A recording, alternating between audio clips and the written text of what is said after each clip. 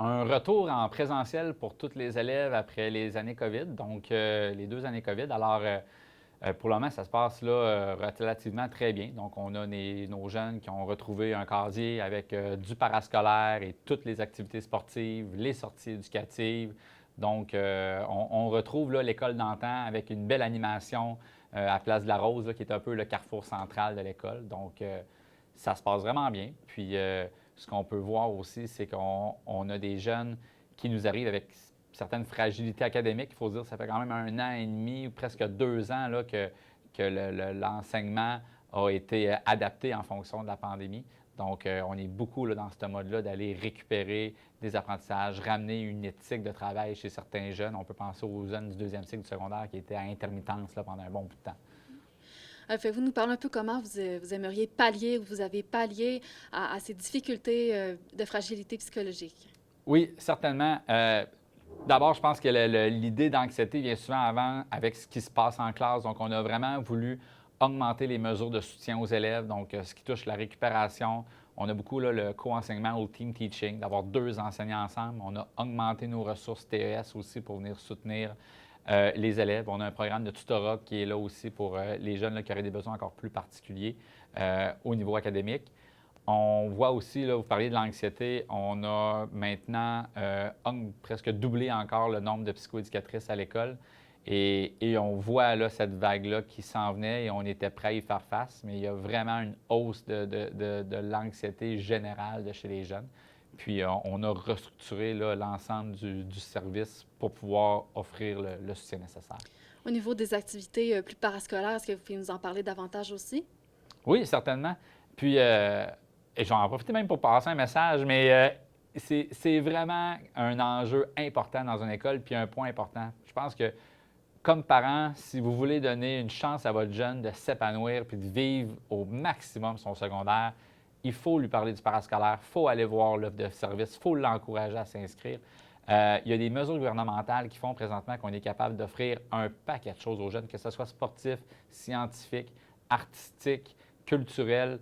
Donc, tout ça existe et on a vraiment là, une équipe de 3 personnes super. On les a vus à l'œuvre là, pendant le temps de la pandémie là, avec tout ce qu'ils ont mis en place. Donc, tout à fait. C'est vraiment un levier important qu'on a pour le bien-être de nos jeunes. D'un autre ordre, c'est présentement également la semaine de prévention des dépendances. On voit que votre école se mobilise pour la sensibilisation au vapotage.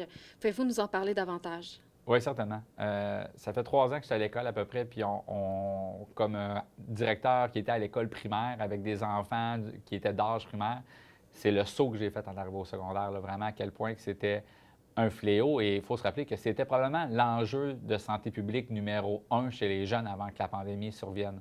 Donc, nous, on avait déjà pris des actions de style de tolérance zéro, dans le sens qu'on gérait l'accès à une vapoteuse ou au matériel là-dedans comme l'accès à de la bière. On n'accepte pas qu'un jeune en cache dans son casier, mais pourquoi on autoriserait un jeune à se promener avec une vapoteuse? Donc, on ne fouille pas les jeunes, mais cette ligne-là était, si on en voit, on en saisit, vous n'avez pas le droit.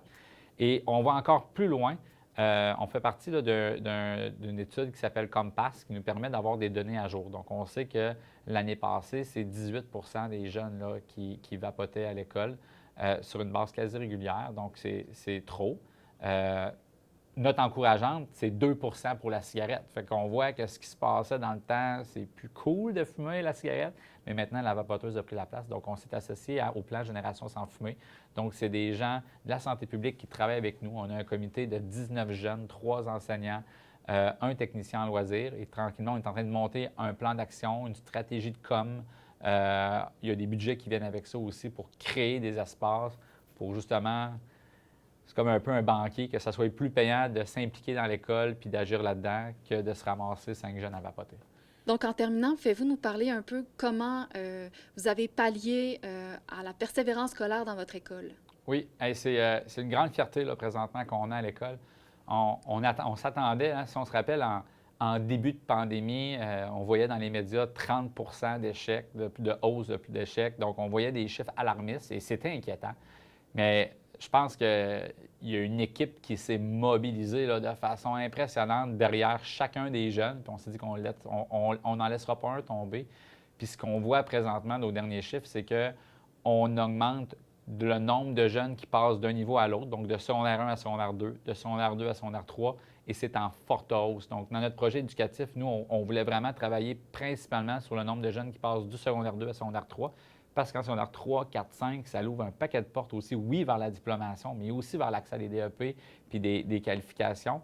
Donc, et c'est un bond là, de 7 qu'on a vu cette année. C'est probablement du jamais vu à l'école. Alors, dans ce moment-là, avec toutes les contraintes qu'on avait, clairement, le réseau et la collaboration avec les parents, de travailler ensemble, bien, c'est très payant. Puis ça s'est avéré positif pour l'école.